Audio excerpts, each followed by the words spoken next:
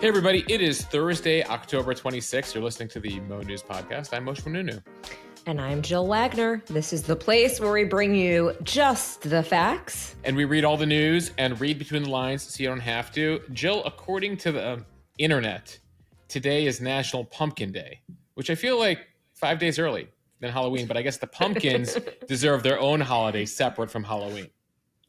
It's late for kind of like pumpkin spice latte season, and it's too early for Halloween. I've seen the decorations up. I think everyone's got their costumes ready. I've always been a big fan of pumpkin pie myself, if you were going to talk pumpkin. Never really got into the whole pumpkin coffee phase, but pumpkin pie with a little bit of whipped cream, I think it's solid. You put enough sugar, you put enough whipped cream, you put enough butter into anything, it's probably going to be good. You're right. Jill, speaking of food, yesterday we discussed our favorite pastas for National Pasta Day, and I understand there's been some feedback from the people, from the listeners. So I posted a clip of us talking about what our favorite type of pasta is. I was thinking that the headline was going to be how much Parmesan cheese I like on my pasta. But no, I am basically being heckled because I said that angel hair pasta was my favorite. To which a lot of friends, people who just listen to this podcast are like, get a grip. You can't do any better than that. Jill, literally, there's like 25 pastas, maybe 50 pastas you would pick before angel hair. But like, listen, I think it's good to be, you should stand your ground. If in fact angel hair pasta is your favorite pasta. Mac and cheese. I didn't say mac and cheese. I didn't say like Chef Boyardee. Right. No, Jill wants to reiterate here to everyone today, she does have a refined palate. I don't, actually. I don't. I'm very comfortable. I'm very comfortable with who I am, and I don't think that I have a refined palate. I happen to just like kind of like the thin angel hair pasta. Jill, in other trendy news, I understand you've gotten on the pickleball train. How was your first match? It's really like in trending news that you're jumping on after their trends. I enjoyed it. I used to be a big tennis player, so it was a little bit of an adjustment in terms of form and the way you hit the ball. But I loved it. It was great exercise, and I totally get what the hype's about. Are you a convert? Because people are addicts. Like, I've played a few times. I'm not an addict, but like some people they've gotten obsessed with pickleball. One time does not a convert make, but next week I am scheduled to play pickleball again. So I'm looking forward to seeing how good I could get and just doing this as part of my routine. All right. Beware, though, Jill. We've reported on the pickleball injuries that are happening out there. So don't get too aggressive out there on the pickleball court. Oh, I'm not going to be able to walk tomorrow. That's definitely happening. Okay, let's get to some news here. We have a new House Speaker. What? It's true. Who is Representative Mike Johnson? Plus, the latest from the Middle East, Gaza set to run out of fuel. Israel's highly anticipated ground invasion still looming. What role did Iran play, if any, in the attack on October 7th? And the status of the more than 200 people still being held hostage in Gaza. Switching gears to Hurricane Otis, meteorologists are wondering how a tropical storm turned into a, quote, nightmare scenario in a matter of hours. Plus, Ticketmaster still has a lot of hidden fees well after agreeing to scrap them. Plus, Bitcoin, remember Bitcoin? It's surging again. We'll tell you why. It looks like there could be a tentative deal in the works between Ford and the Auto Workers Union. The congressman who pulled the fire alarm could be facing 6 months in jail. And a bear on the loose in Aspen, I guess no one told him it's time to hibernate. It is the season for hibernation. What is he doing? And Moshe is on this day in history. I'll be back. That's your clue. Who could it be? Who could that be? All right, somehow, someway, after 22 days, we've got a new Speaker of the House. Representative Mike Johnson, a congressman from Louisiana, secured the Speaker's gavel without losing any Republican votes on Wednesday. In their tallies, that the total number of votes cast is 429, of which the Honorable Mike Johnson of the state of Louisiana has received 220 votes. All right, as you just heard there were 220 votes for Johnson, 209 votes for Democrat Hakeem Jeffries. That means Johnson had unanimous support amongst Republicans. There was one Republican who was absent from voting, but it follows 3 weeks of party infighting when a small group of Republicans ousted former Speaker Kevin McCarthy, leaving the House in chaos. It was pretty much paralyzed and unable to do any other business as two wars in the Middle East and Ukraine are raging, and as that short-term spending bill is close to running out. Now to the big question, who is this guy? Mike Johnson has been a vocal supporter of former President Trump. He was part of that failed effort to overturn the 2020 election. And when a reporter tried to ask him about that at a press conference on Wednesday, other lawmakers around him basically started to boo and tell the reporter to shut up. Their words, not mine. Mr. Johnson, you helped lead the efforts to overturn the 2020 election results. Will you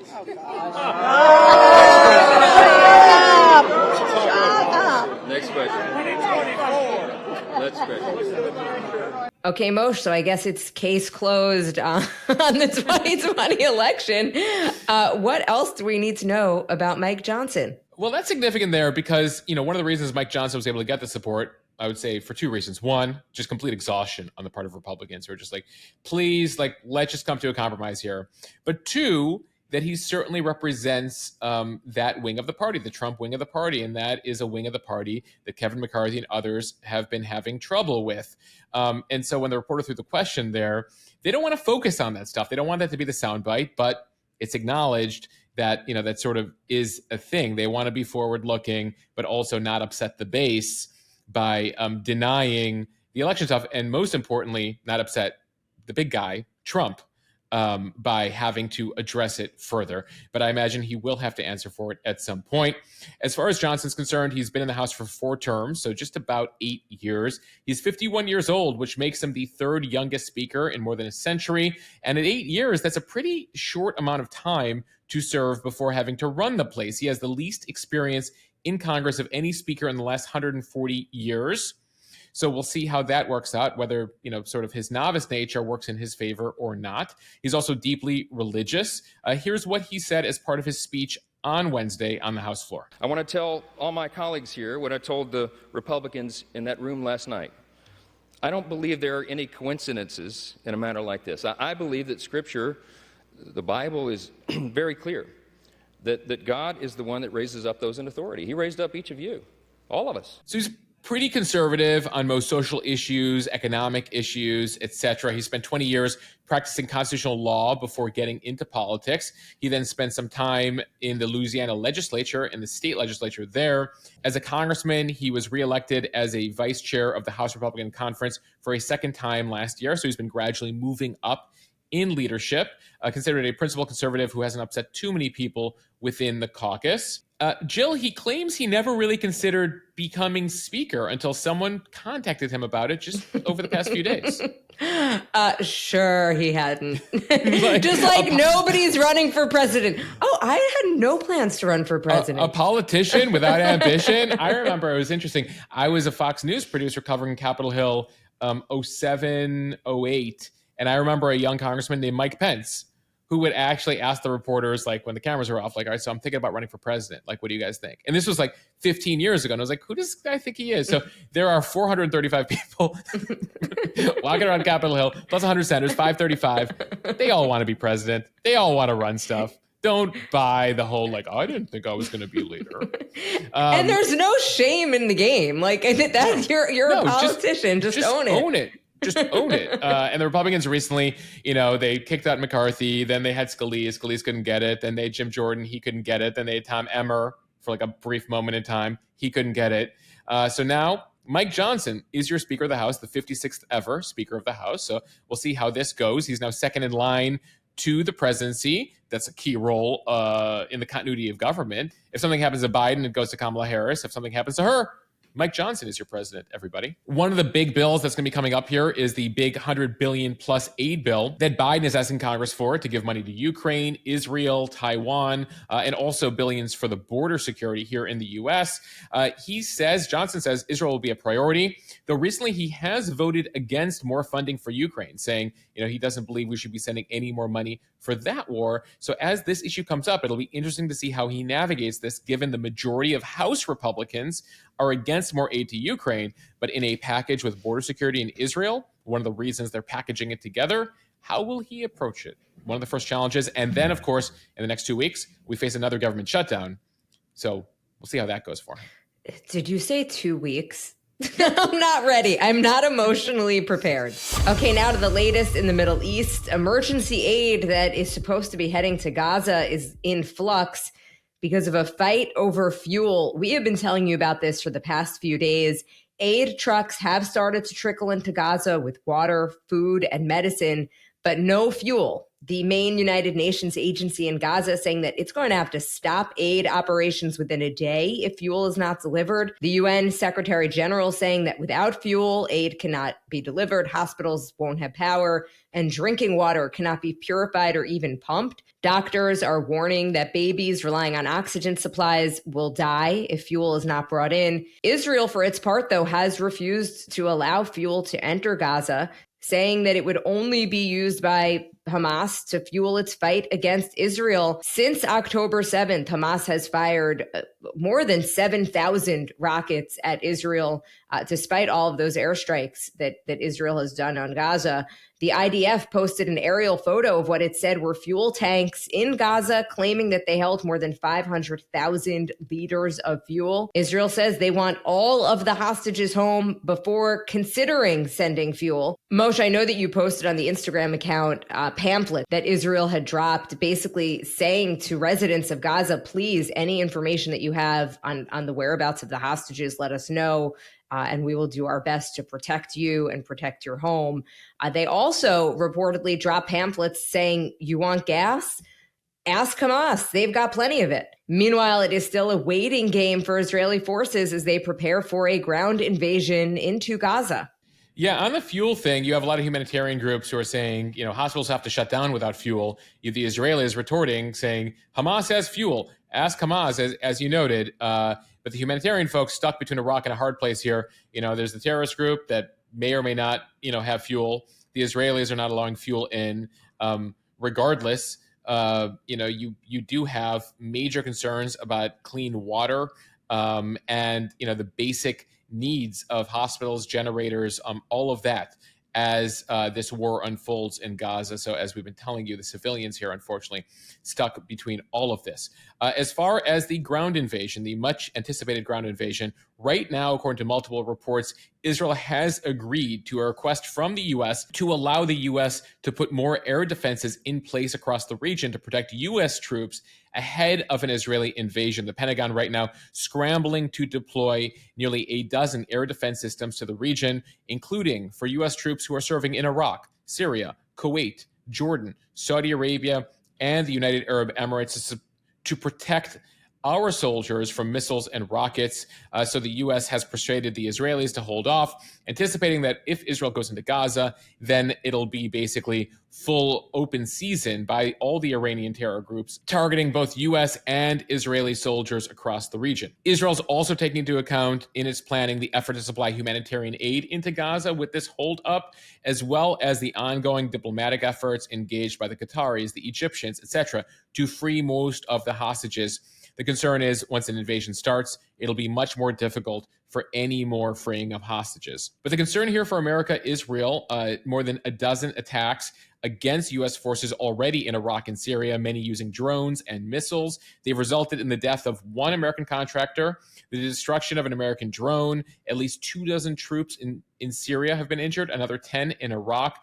All of them minor, thankfully, so far, but it does come as Hamas, Hezbollah, Islamic Jihad, all these groups funded and supported by Iran, literally had a meeting, a mini terrorism summit in Beirut on Wednesday, literally under the photos of the Ayatollah, in the literal and figurative shadow of Iran to determine their next steps when it comes to this war. Israeli Prime Minister Benjamin Netanyahu gave a primetime address to Israel on Wednesday night, saying that Israel is preparing a ground incursion of the Gaza Strip, but he did not provide any details in terms of timing. And he also came as close as he has so far to taking accountability for the Hamas terror attack, saying everyone will have to give answers on the failures that led to Hamas's bloody invasion on October 7th. He said the debacle will be checked to the full. He said everyone will have to give an answer on the debacle, including me. But he says Israel first needs to win what he calls a fight for its existence. Yeah, there's going to be a major commission in Israel investigating what took place, the deadliest day in Israeli history for civilians, deadliest day for Jews since the Holocaust. One of the most widely held opinions in Israel among those who supported Netanyahu before this and those who opposed him is he needs to go. But in the meantime, the country has tried to unite around a unity government as they engage in this war. Meanwhile, Biden continues to lend his support to Israel. He was asked several questions at a White House press conference on Wednesday alongside the Australian Prime Minister. He emphasized the need for humanitarian aid to enter Gaza while reiterating his support for Israel, saying Israel has the right and responsibility to respond to the slaughter of their people. He was also asked about the civilian death toll in Gaza. The Hamas number right now at 2,000 children who they say have died in the fighting. Biden replying actually that he has no confidence in the death toll figures provided by the Hamas-controlled health ministry in Gaza. He says, I have no notion that the Palestinians are telling the truth about how many people are killed. I'm sure innocents have been killed, and it's a price of waging war. He has said that they've told the Israelis to be very careful when it comes to civilians, and they have confidence so far that Israel is engaged and only pursuing terrorism and doing its best to avoid civilian casualties. Jill, it was an interesting remark and certainly got some feedback on the Mo News Instagram account from some members, particularly of the Arab community, who feel let down by Biden here, didn't like the way that came out, and say that there are going to be some political ramifications among progressives for Biden. You know, we engaged in a conversation. I said, listen, if you vote against Biden and Trump's elected, is that a result you're comfortable with given your politics? And I think people are struggling with it because there's a lot of progressives who feel that the U.S. should be pushing for an immediate ceasefire in the region. But the vast majority of the Democratic Party, unanimous in the Senate, the president, the vast majority of Democrats in the House, all supportive here of Israel as they respond to this terror attack. But there certainly is this sort of division, this fault line within the party on this. And Moshe, so far as of this recording on Wednesday night, no additional hostages have been released, but talks are reportedly ongoing. CNN reporting that the U.S., Israel, Qatar, Egypt, and Hamas engaged in ongoing deliberations. We know 4 hostages, 2 American and 2 Israeli. They had been freed so far. But there is hope to reach a bigger deal where a bigger group of hostages would be released at once. The Israeli Foreign Minister, Eli Cohen, he was at the UN, and he said, quote, while we are still here, there are babies that are in captivity, twins, Holocaust survivors, and we have one mission to bring them home. On to the bigger geopolitical picture here, and this is something that comes against the backdrop of concerns about a regional war. The Wall Street Journal has continued its reporting, finding Iran's involvement in this attack. Their sources now saying that roughly 500 terrorists from Hamas and Islamic Jihad participated in exercises last month that were led by the Iranian forces, the IRGC. So they were involved in training them on how to use aerial drones, paragliders, which is something the Iranians use. Others rode in on motorcycles that are also commonly used by Iranian paramilitary groups. So what was Iran's involvement here? The U.S., Israel, the West have been very careful to note that, yes, Iran is helping these guys, but we're not directly involved in the attack. This really matters because if they're involved in the attack, then there are implications there for what the U.S. and Israel should do should they be bombing Iran and a larger regional war. So they're being very careful here. And so if it seems confusing, it's because it is. because they don't want to say anything that then requires them to conduct a regional war while also recognizing the reality on the ground. So I found this Wall Street Journal reporting fascinating. Okay, time now for the speed read from NBC News. In a single day, Hurricane Otis went from a nuisance to a monster. The hurricane made landfall near Acapulco on Wednesday morning as a Category 5 hurricane, explosively intensifying by about 115 miles per hour in just 24 hours. This is according to the National Hurricane Center. They're calling this a nightmare scenario for southern Mexico. Only one other storm in recorded history, Hurricane Patricia in 2015, eclipsed that mark. One researcher writing on Twitter or X, imagine starting your day expecting a stiff breeze and some rain, and overnight you get a catastrophic 165 mile per hour winds. Just 24 hours prior, it was a tropical storm and was forecast to make landfall as a tropical storm. The intensification here is the story. Pretty stunning stuff. Now that it's made landfall, it has been weakening, but the strong winds, the heavy rainfall, the flash flooding, continuing to hammer parts of southern Mexico. The National Hurricane Center saying up to 20 inches of rain are possible in certain sections of Mexico. So we're going to watch what unfolds there. Of course, the rapid intensification means that a lot of people stayed home thinking, okay, it's a tropical storm, we can deal with this, and then immediately woke up to a Cat 5 and it was already too late to evacuate. One of the concerns with this intensification trend we've been seeing in recent years, where we've been seeing a larger percentage of tropical storms rapidly intensifying as they approach landfall, has to do partially with water temperature. This went over 88-degree water Fahrenheit, which helps basically give turbocharges these storms. And we've been seeing more of this in recent years. Oceans shattering temperature records, multiple bodies of water in the grips of these marine heat waves. And so that's been a concern here with climate change, is warmer waters, not necessarily leading to more storms, but the storms that go over them getting much stronger than expected. From CNBC, Live Nation, the entertainment giant and venue promoter that owns Ticketmaster, promised back in June a new all-in pricing experience for concerts where starting in September, consumers would begin to see the total cost from the start of their ticket searches. The commitment came at a Biden administration event focused on cracking down on so-called junk fees that raise the prices of many consumer products and services. But NBC News reviewed more than 40 upcoming ticket offerings for events in over a dozen states. For more than 90% of the events reviewed, Ticketmaster's listings displayed the base rate for tickets without any of the mandatory Ticketmaster-imposed surcharges. To see the all-in price, customers must either sign into a Ticketmaster account and continue through the purchase process, or navigate to the filters menu on the search screen and then toggle on an option to show prices, including fees. And this is a lot of money here that we're talking about. Discrepancies between the base price of a ticket and then the total after taxes and fees can be quite considerable. For example, shoppers who don't find and click the included fees button would see tickets to a Kenny Loggins concert in LA this Friday. Wait, Kenny Loggins still doing concerts? Yes, if that's your takeaway. So they are listed at $39 a piece, but only by adding the ticket to their cart, signing into Ticketmaster, and then proceeding with the purchase would they see that total climb to $48.25 because of service fees. And then there is an additional processing fee of $5 per order, which would bring the total cost for a single ticket to $53.25.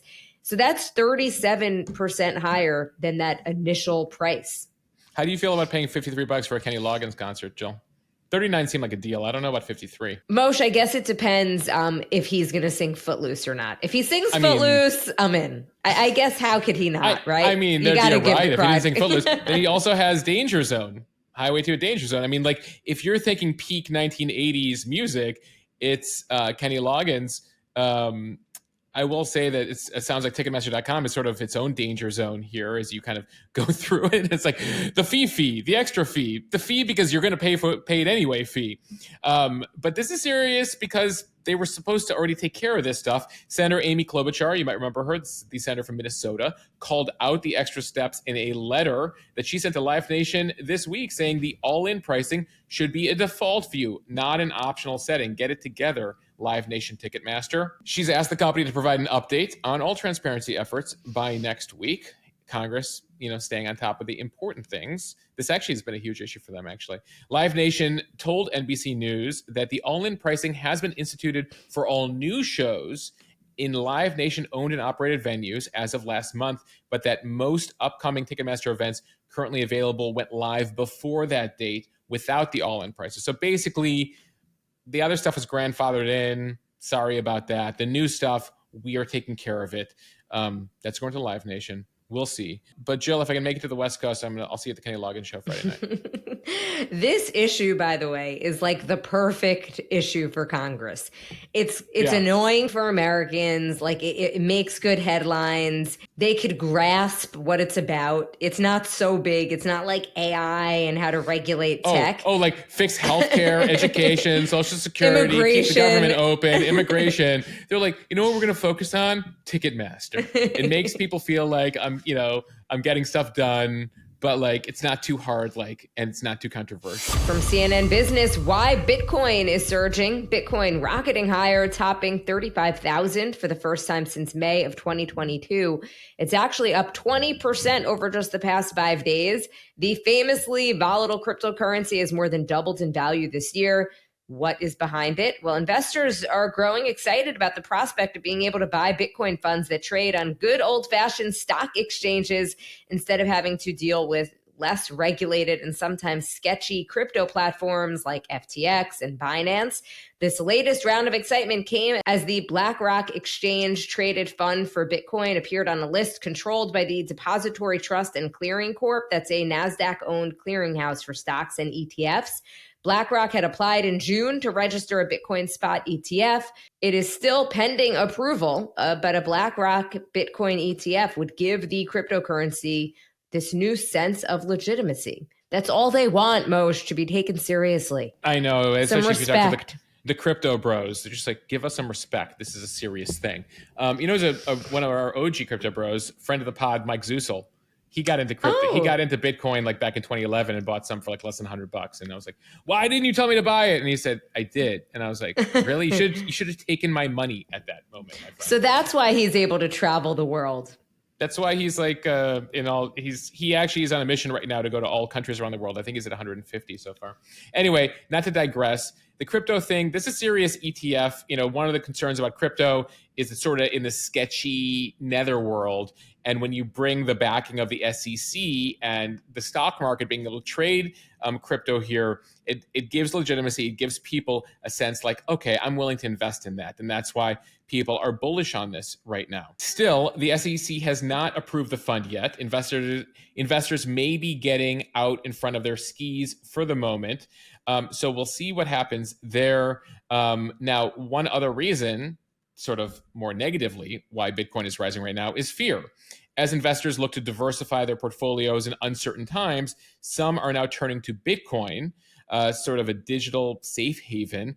Back in the day, even today, you buy gold, and Bitcoin is, another way to hedge your investments if you think the market's peaked and we're about to see, some sort of drop. From the Wall Street Journal, the United Auto Workers Union close to securing a new tentative labor contract with Ford after intense bargaining overnight and into the day Wednesday. This is according to people with knowledge of the talks. The UAW, now in the 6th week of its strike at the 3 Detroit automakers, has called for work stoppages at 3 Ford factories and has sent more than 16,000 factory workers to picket lines. The two sides have moved closer on key bargaining issues in recent days, but the situation is fluid and there is still a possibility that talks could stall. Union leaders are expected to take several days now to review details of any deal before it's made public. The union apparently made a counteroffer to Ford, proposing a 25% wage increase over the life of the next 4-year contract. Previously, Ford, General Motors, and Stellantis, which makes Chrysler, Dodge, Jeep, had offered 23% pay increases, so they wanted 25%. Apparently, according to reports, this pay increase with Ford could see a 30% increase, actually, according to some reports. It's unclear how soon workers return to the factories and whether GM and Stellantis will now be pressured into joining forward here with this deal. That's been something the auto workers wanted, which is the same deal with all three automakers. And they've continued over time to start striking at more and more plants, especially ones that make some of the best sellers for these companies. So they've really been trying to ratchet up the pressure. And clearly the automakers want to make a deal here. From ABC News, remember that congressman who claimed he accidentally pulled a fire alarm saying that he thought it was a button to open a door? Well, Congressman Jamaal Bowman, a Democrat from New York, has now been criminally charged with a misdemeanor in connection with pulling a fire alarm in a congressional building on Capitol Hill last month. The charge carries a maximum penalty of 6 months in jail. He has been ordered to appear in D.C. Superior Court this morning for his arraignment. And the charge comes after that alarm was set off on September 30th in the Cannon office building as Republican lawmakers sought to kick off a vote on a spending measure to keep the government open. Yeah. Bowman at the time insisted the mishap was totally an honest mistake. He thought he was pressing it to open a door as he rushed to a vote. However, surveillance images that came out showed the alarms and emergency exits were very clearly marked, including detailed instructions on how to open the door versus how to pull the fire alarm. So as you mentioned, he'll be in court today. It's unclear if federal prosecutors are reviewing the matter as well. We should note, Jill, with all due respect to Congressman Bowman of New York, he's a former school principal. You know, one thing you often do in school, fire drills. You also warn students not to pull fire alarms, and they're very clearly marked. So it's interesting this happened during a vote, that he didn't want it to happen, and he made his excuse, and now there's some ramifications. I cannot imagine him serving any jail time. I would imagine they're going to give him some sort of fine and probation. Still, we wanted to do the follow-up for everyone today. It's more just embarrassing, I think. like Congress needs another embarrassment. You're like, they got a Speaker of the House, but let me tell you about the congressman who claims he pulled a fire alarm during a vote because he thought he was opening a door. It's bad enough we have George Santos.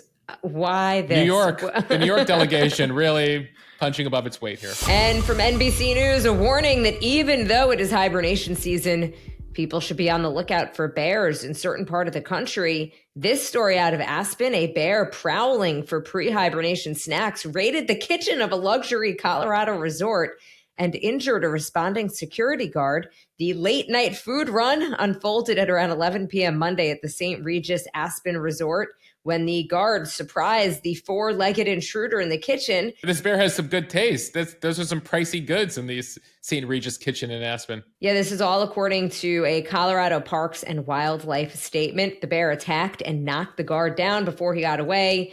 That guard called to 911. The guard taken to the hospital, treated for scratches to his back, and was released on Tuesday. Don't get in the way of a bear at 11 p.m. in the hotel kitchen looking for some snacks, Jill. That's like what me and that bear have in common. If we are in the kitchen at 11 o'clock looking for snacks, just let us have step something. aside.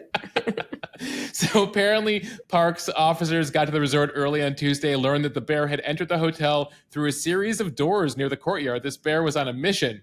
Wildlife officers were able to get a description of the bear.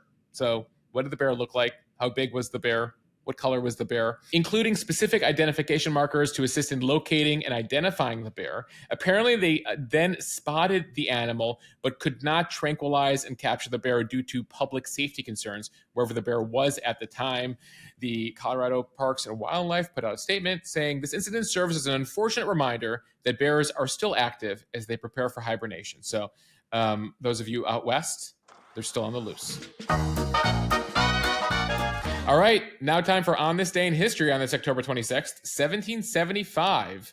King George III speaks before both houses of Parliament to discuss his growing concern about a rebellion in America, which he viewed as a traitorous act against him in Great Britain. He began his speech by reading a proclamation of rebellion, urging Parliament to end this revolt in the Americas. Of course, just about 8 years later, America would be fully independent after defeating Britain in the war. We now jump to the 19th century. On this day in 1881, you may have heard of the legendary shootout at the OK Corral.